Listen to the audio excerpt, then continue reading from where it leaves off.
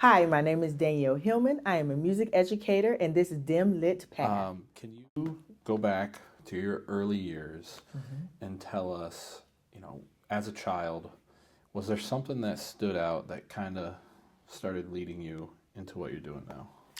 Um, well, I remember my first keyboard, probably around, it was a toy keyboard, and I had to be like in the toddler age. But what really got me involved, my parents had me in dance class, did dance class for quite some time. Started at the age of 3, I think we were called a little tinker something. but being on the stage has started since the age of 3. The little toy piano, probably a toddler years, and this was a Muppets. I don't know if you remember the Muppets, but it had Miss Piggy Mm-hmm. and Kermit. I think that was it. And they played this tune, and it just stuck with me. I can't think of the name of the tune for right now. Do do do do do do do do do. I can't think of the song right now, but that always stuck out. It was so pretty to me, and Mm-hmm. I'll try to plunk it out. Could I? I don't know. Oh, but one thing that my parents did notice is from church, and there was a song, and I was able to plunk it out on the keyboard. I Mm-hmm. was able to hear it. They got me involved. My first piano lesson started about the age of 6 or 7. And her name was Sherry. I just remember calling her Miss Sherry. And she taught me, how to read, music, and we did recitals. And I was very eager about piano lesson. I love it. I think it was like on a Monday night, and I really look forward to Monday night. So these are my early elementary years, and I felt this would make me look different. This made me different, something to do because I'm the only child, so I don't have siblings, entertaining me, or I'm entertaining or bothering Mm-hmm. them. So music and dance class is really what tied me in and kept me engaged. And then my parents, they switched my piano teacher. Her name is Damona Reed, who is one of my major influence and why I'm a music educator today. And Ms. Damona Reed, she took me in, and not only did she help me learn how to increase my skills in piano, but also how to learn play by ear. So with her, I learned how to read music and learn how to play gospel music, because church is a big, heavy background for Mm-hmm. me, which is why I'm involved in choir and so forth, even to this day. So I would say starting at the young age. And I was really into it at the young age, and I never stopped. I never stopped playing the piano. I did dance for 14 years, and then when I got to high school, I just got to the point like, I just want to focus on music. Mm-hmm. This is, dance is cool, but I knew I belonged, but in the same way, I felt like I didn't belong. I don't know if that makes sense. But music is where I fit in. Mm-hmm. Even if it was just me, I was just that girl that played the piano. Um, and then when I got to high school, I went to Arthur Hill. This is all in Saginaw, Michigan. Arthur Hill in the half day was my main or my home school.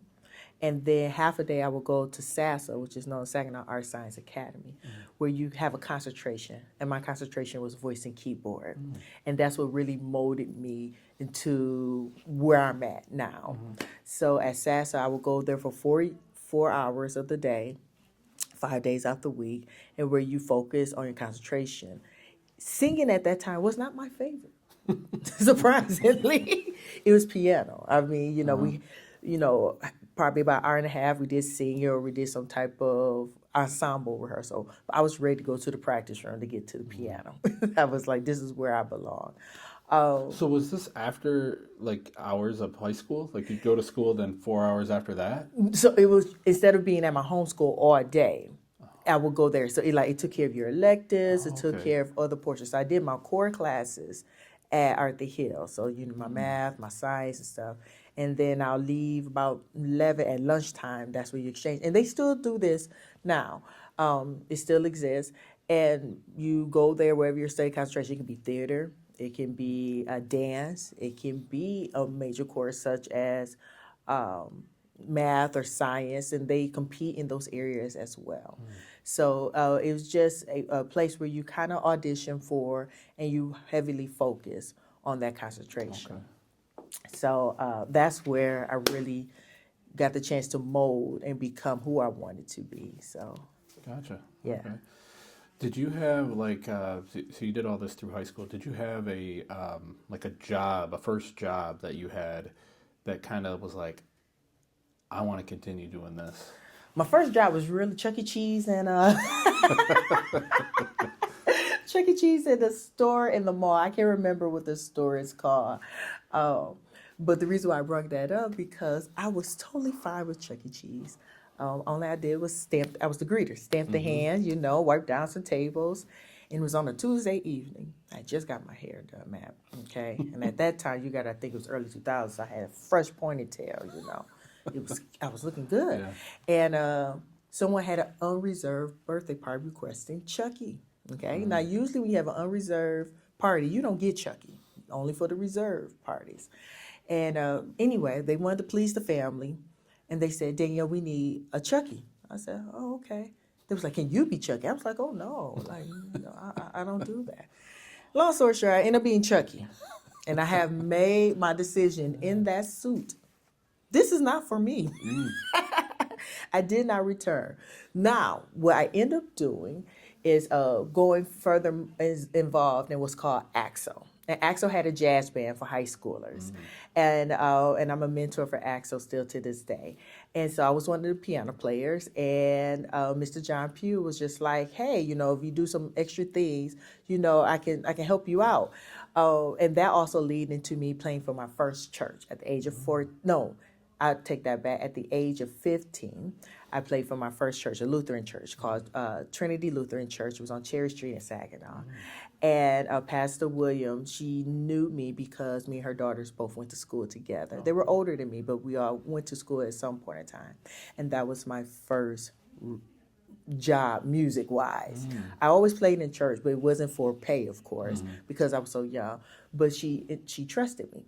At the age of 15, I was going on 16, but on the age of 15, she asked me where I played for their contemporary Sundays. So the contemporary Sundays were more the more of gospel selections, and then I still had the ability, to read music, and so whatever hymn that they wanted to do, I was able to do that.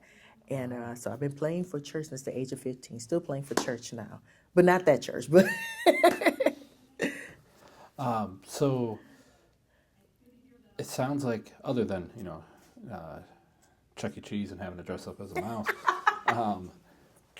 it sounds like you kind of you're in music at a young age. Yes. You're in high school, and that you have half your day is music essentially. Yes. You started your first real music job at a church during this time.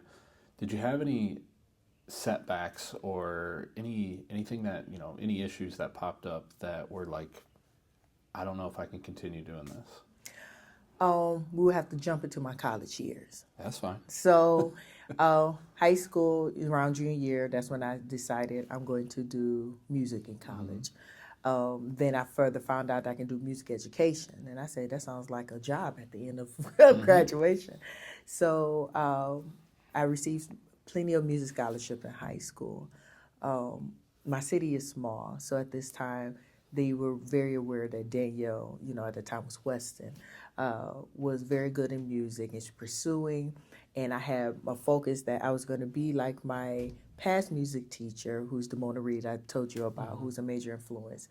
Because not only did that, she also shaped me during high school. So I would play for solo ensemble, accompanying other band students. So I'm always, this gift in me was always cultivated by great other musicians and educators. Got to college, Saginaw Valley State University. That's the university I chose. I had scholarship other places, but I wanted to stay at home. I feel like my parents need me or something, like being the only child. But I got there on a scholarship. Everything's going well. And I met my husband. At that time, was my boyfriend. And we chose to start life early. No regrets of any other sort.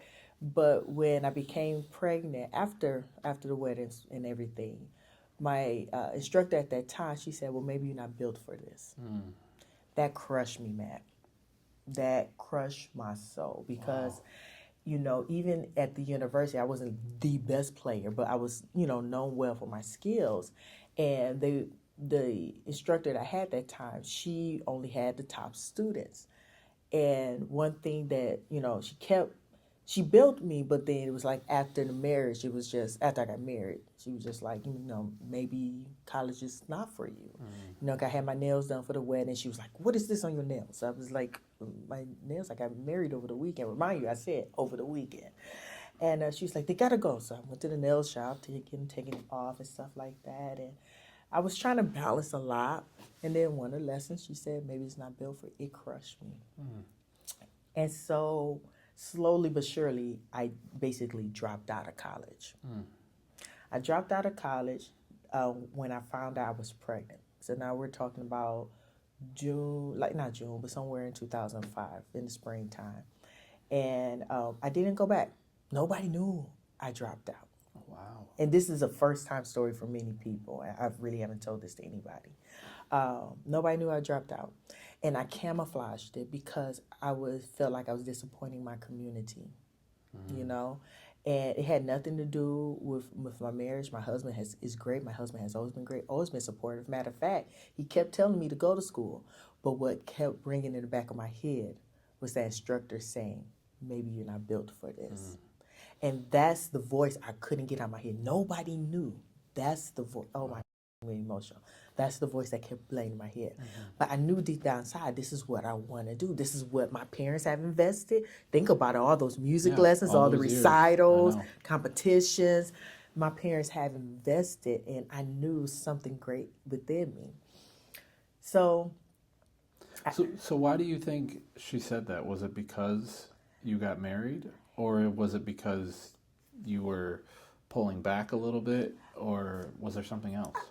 I did get a little distracted. I mean, everybody gets happy in marriage, right? I did get a little distracted, but I always practiced.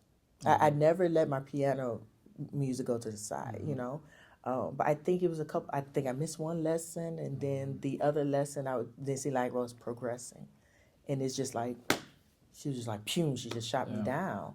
But I was working on a great piece at that time. I think I was working on Rachmaninoff in G minor. I mean, I wasn't playing, Patty Cake and Mary Had a Little Lamb. But yeah, that's what stuck out to me. So moving forward, I did end up going back to Saginaw Valley.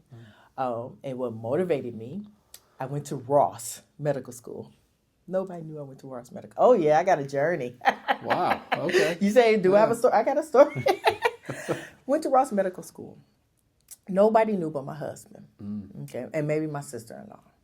So at this time, my oldest one, who's 17 now, he was just a baby or whatever. I was dressed in my regular clothes as if I was going to Saginaw Valley. Oh, wow. Get into the parking lot of Ross Medical School. Go into the restroom, change into my scrub, go to class. After class, take off my scrub, go back into my clothes. Sound like I'm a teenager, right? Wow. Remind you, I'm like 21, 22 at this time. Yeah, married and everything. Well. Wow. Because I was trying to hide, that I had dropped out of school. Nobody should know. When people would see me, they was like, how's school go? Oh, it's going great. Well, yeah, and like you said, like everybody expected you to be this musician or within music somehow. So I can picture that because it's like you're still back at school. I'm still at home. But you didn't want to tell them that you switched. What you were thinking of was your future career. And yeah, wow, that's because I'm playing in my head. I'm not built for this, right? And so during Ross Medical, did the full thing until the last. What would you call it? Like the last segment. And watching the video, we was watching about dentures at this time, how to implant the dentures or whatever. And blood was just gushing out on the video. I take the medical book and I put it in front of my face. And I said this quick prayer, Matt. Father God, I promise you, if you let me get back to Saginaw Valley, I would not quit. I would not quit. You got to let me back in. So how many years did you go to the medical The school? medical school was only like 9 months. Okay. It's a 9 month. It was just It was getting, once you saw that video on blood. yeah. Like, It was I'm just done. I shouldn't call it medical school. Like I went to Johns Hopkins, No, but yeah. it was to be a dental hygienist assistant. Okay. And so when I saw that, there was my prayer behind the book. I was like, Father God. So I left class, never returned. Okay, never returned. Filled in the application, Saginaw Valley, got accepted. Went for my audition because you got audition again. And the dean at the time of music, he said, "Were you still taking lessons with somebody?" I said, "No." He said, "You sound even greater than when you left before." And so that's when I knew it was for my purpose. I didn't stop. I went back. That was the year of 2010, probably. It took me some time. Got pregnant again with my second one. But I said, I'm not going to stop. And I didn't stop. And I mean, man, I was big in that, in the cheers to the point where I had to lift up the table, pull up another one. 'Cause I refused to stop. And even when my son was born, Jaden, who's my second born, he was only 2 days old. Had him on my shoulder, completing the paper. Have already, the professors knew. And professors were like, listen, Dave, we're going to help you plow through this. We'll make sure, we put whatever we need to put in the grade book. Come back to us when you're ready. I said, don't worry, I'll be back in 2 weeks to do my exam. And I did that. Man, I didn't stop. Took some time. But I graduated December 13, 14, 12, 13, 14. Now, when I first saw the invitation, I was like, ooh, who want to be, who want to graduate on the 13th of the month? You know what I'm saying? But at that time, God revealed, I have everything in order and step for you. 12, 13, 14, December 13, 2014. And let me tell you, God has not missed a beat with me yet. I had a job right after that waiting for me, where I did my student teaching. She was getting foot surgery. She said, Danielle, I need you to fill in. And then I was hired in Detroit at the Marvin's Academy, Music Academy, where Marvin Wine is, who's a famous gospel singer and artist. That was my first school.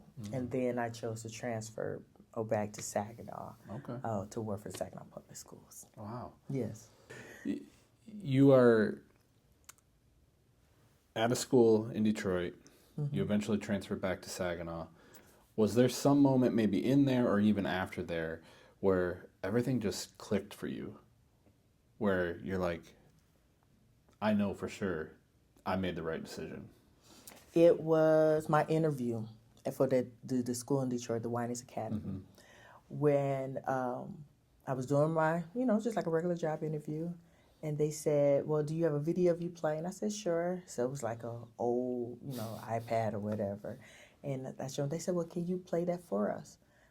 We would like you to play that for, I think they said, it wasn't the dean, but whatever the name was, more like a superintendent.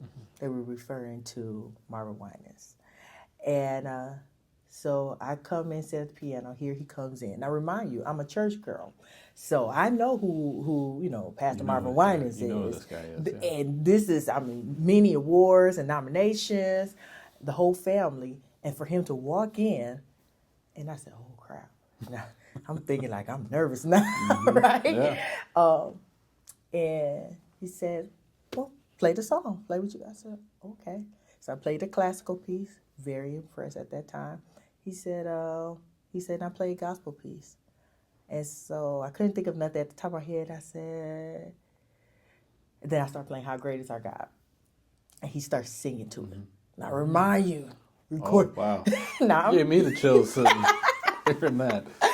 And he was so cool, chill back. He was sitting there just eating the sucker, just, I'm trying to be all extra. And he was just being chill back. And he said, I like her. I want her. And I was hired on the spot. Wow. And so that's when I really thank God and said, I'm so glad I did. Even though when I gave up on me, you didn't give up on me. And a lot of times we give up on ourselves when God has not and will not give up on you. And so even though I was only there for a short period, because it was best for my family. Remind you, I'm waking up at like 3, 4 in the morning to get on the highway from Saginaw. I needed that confirmation in a way. Yeah. I needed that.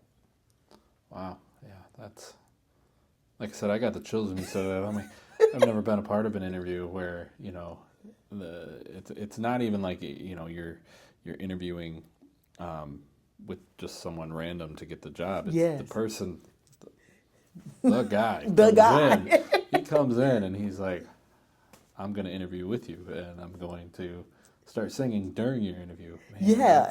And I was like, don't mess up now, Dale. Don't mess up now. Man. So,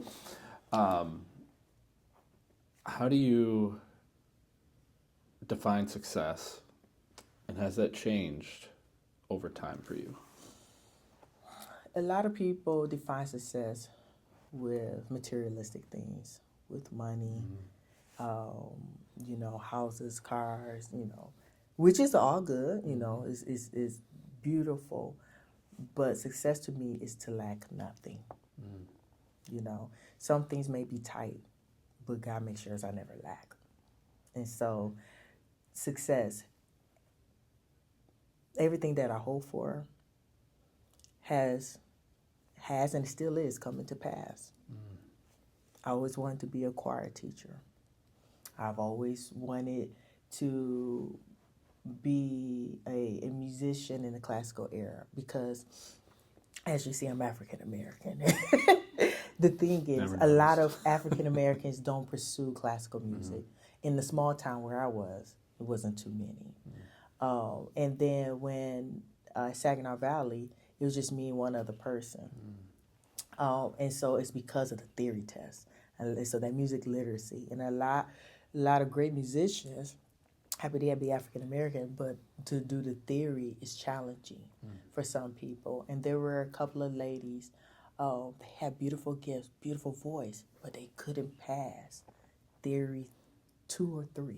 It was always a challenge. I was holding them back for pursuing further into those other classes.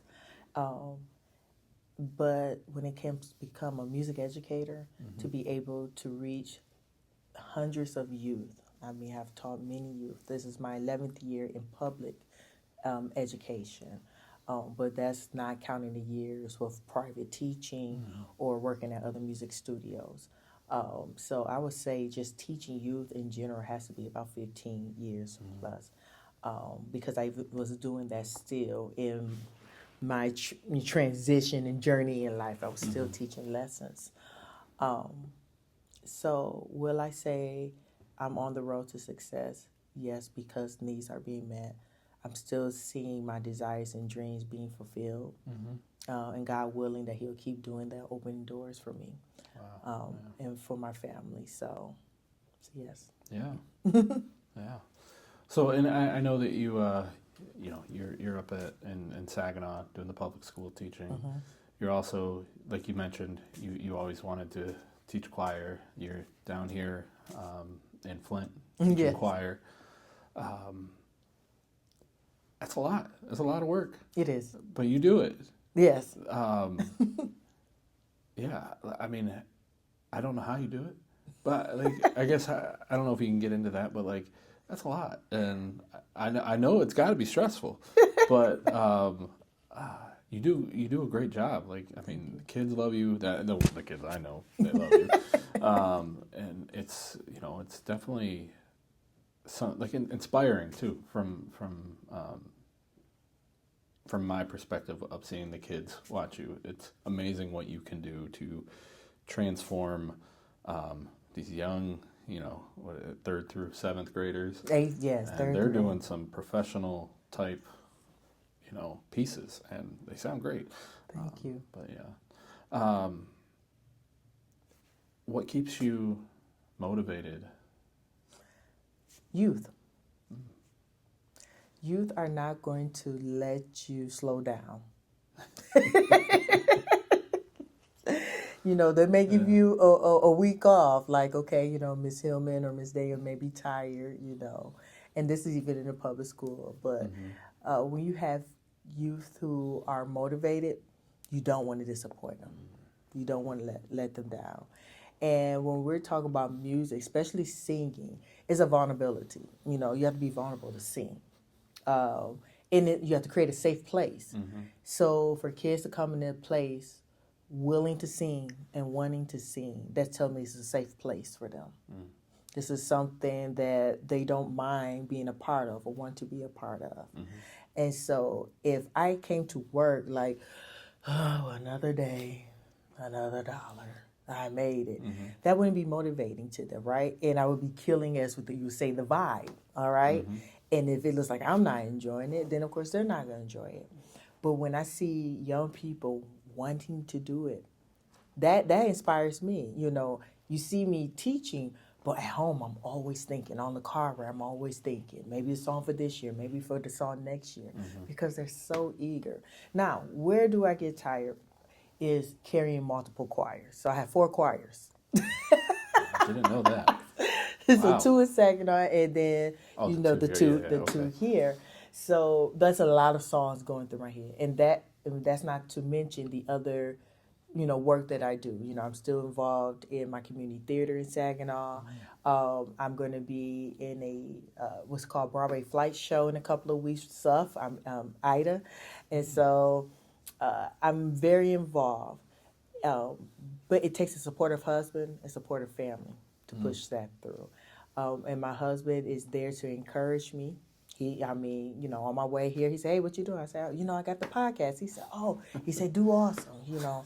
So he was like, "Make sure, you know, you just don't over, you know, do things." And so I said, "Okay."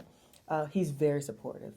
Since we were dating, since age, he came to every choral concert. Now, we're talking about 19, you know.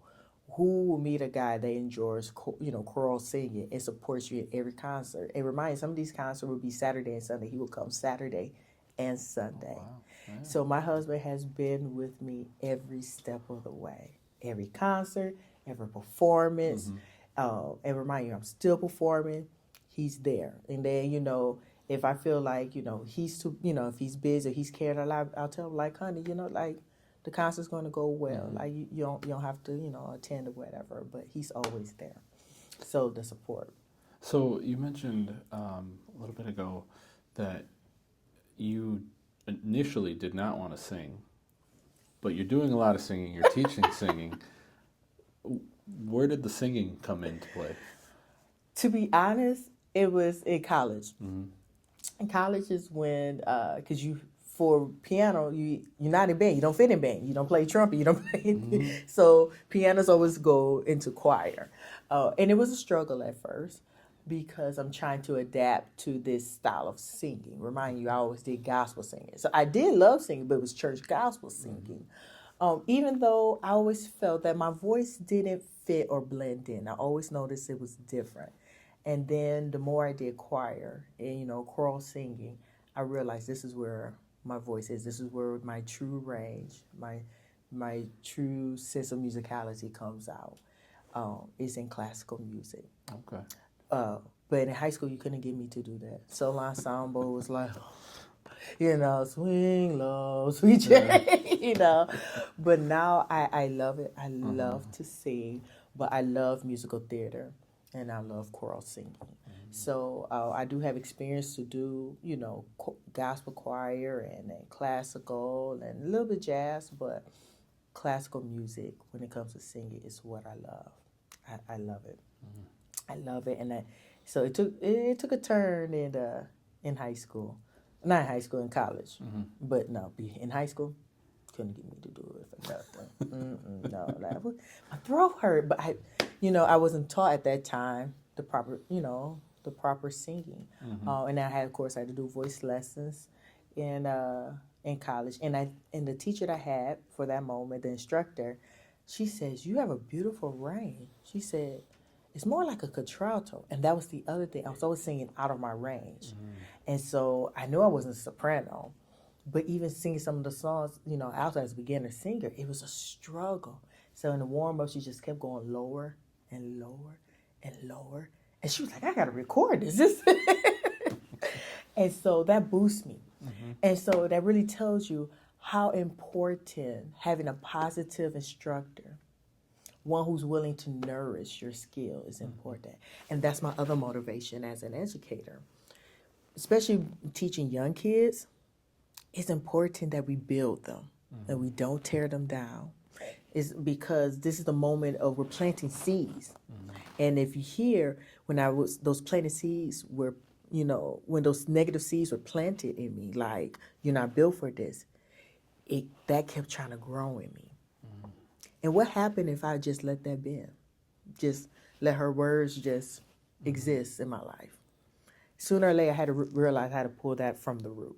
I can't let these negative thoughts be in my head. I refuse, and I will never pour or place a negative seed in the young people that the Lord has allowed me to be surrounded by, no matter what age, even adults. But I love working with youth. I love seeing growth, and I don't care if it's in choir, I don't care if it's in band, dance, theater. I like to see youth grow. Of course, I'm an advocate for performing arts, okay? But when I see growth, it's just beautiful because you just don't wake up and be adult and say, hey, I'm going to join the orchestra. Yeah. No, yeah, that takes years. Yeah, it takes years, you know. It would be funny. You can't leave, dad just grab you like, yep. Going to the orchestra, going to audition, and I'm gonna go for the principal chair.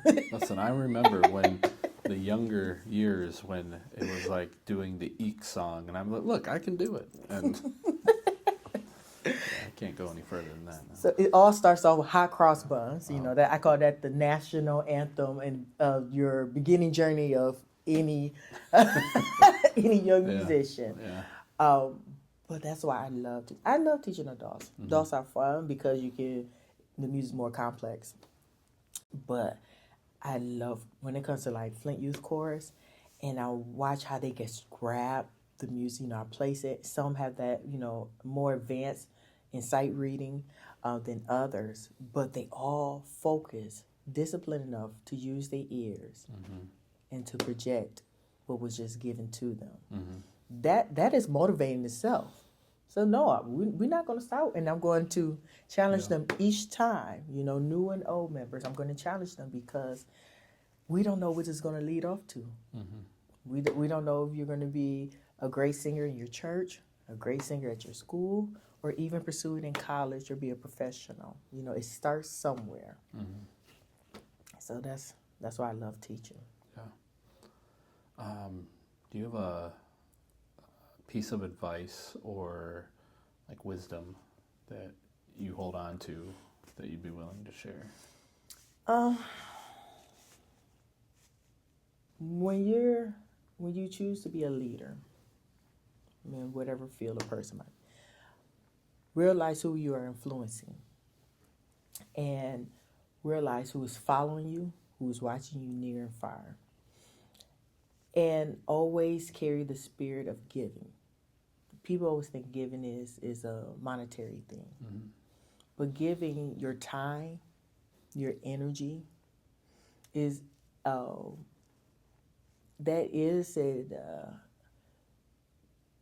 deposit to other people's lives.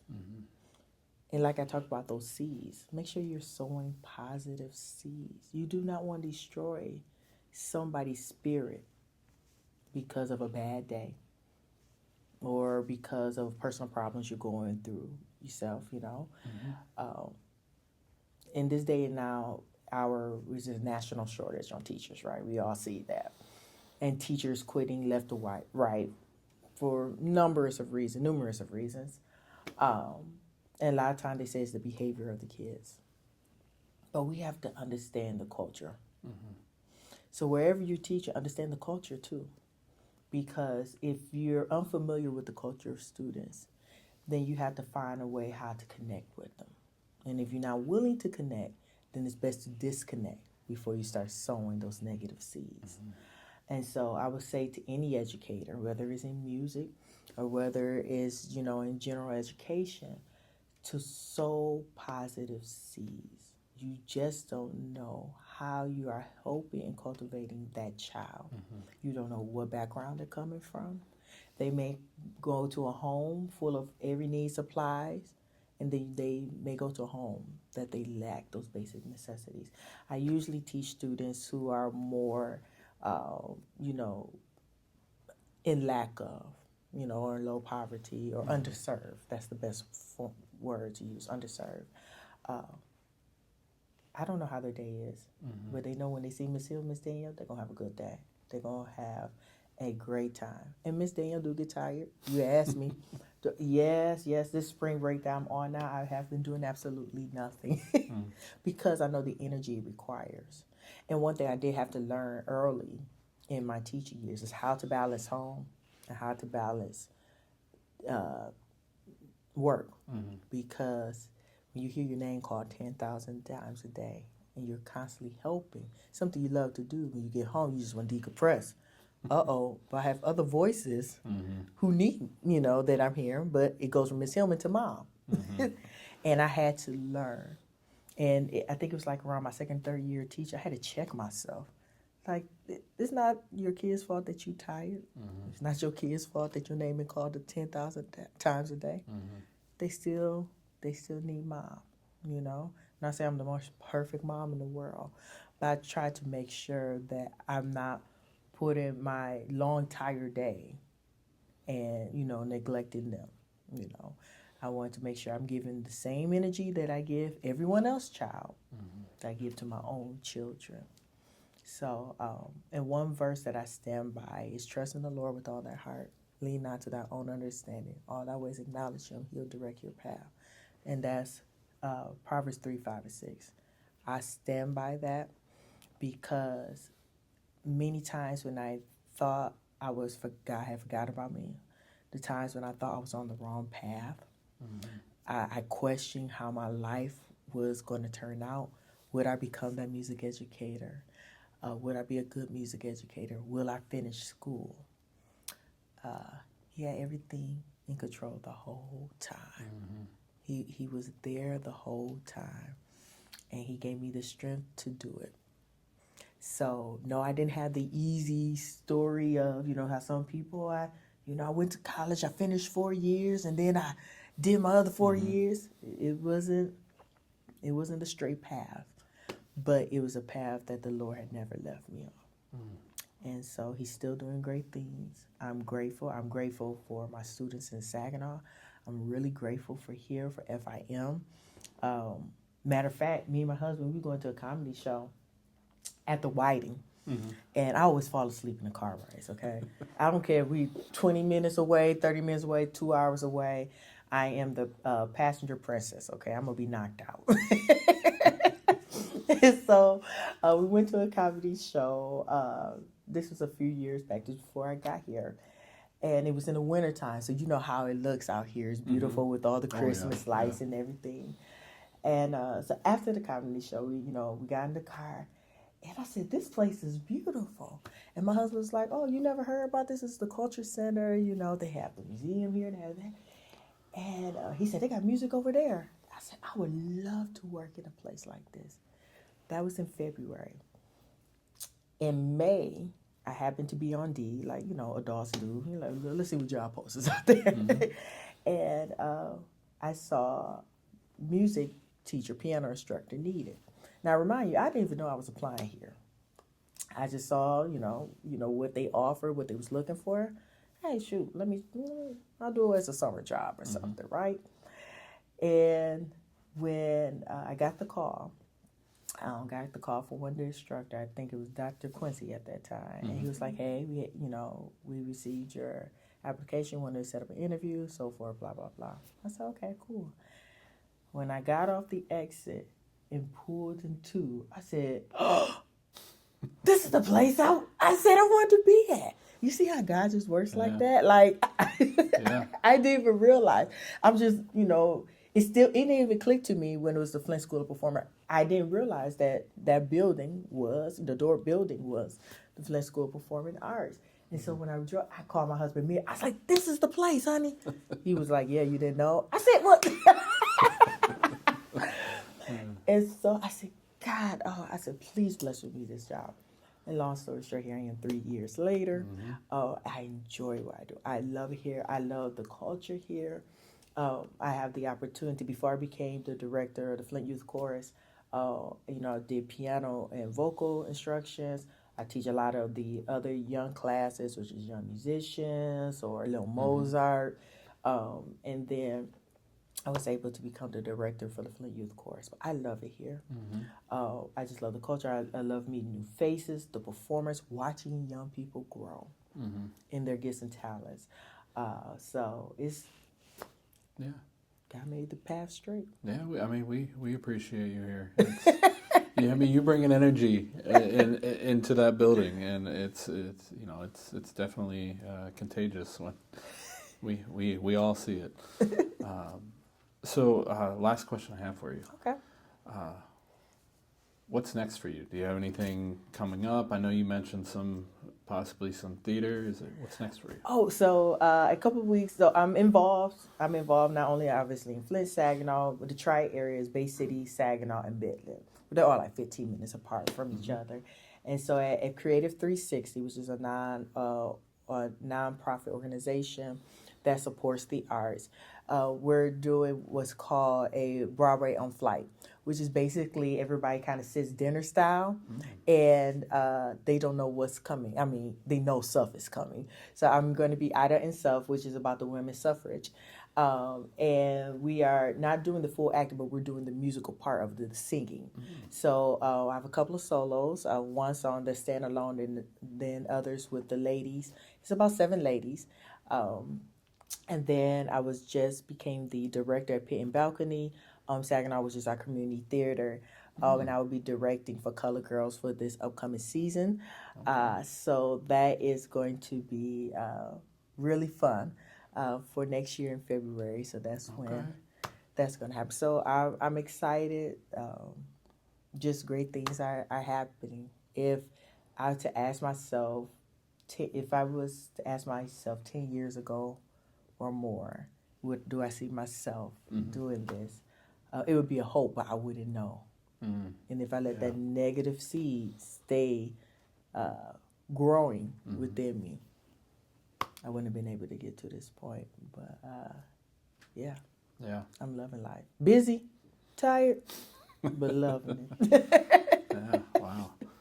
Yeah, I could say the same thing.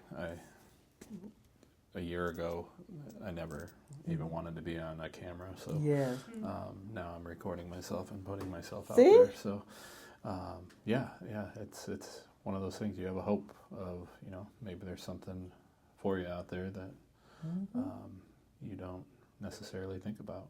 The question is, why not? Yeah. Why not? Go and do it. Why not? Yeah, why not give it a shot? Here's my shot. Absolutely. So thank you for sitting down with me. Okay. I think your story is definitely inspiring to see the leaving school, going to some other school, switching back, and really going on the path that was your dream in the first place. Definitely. Little detour, just small delay, but not destroyed. Yeah. Dim-lit path. All right. Well, thank you again. You're welcome. Thank you for having me, Matt. I appreciate that.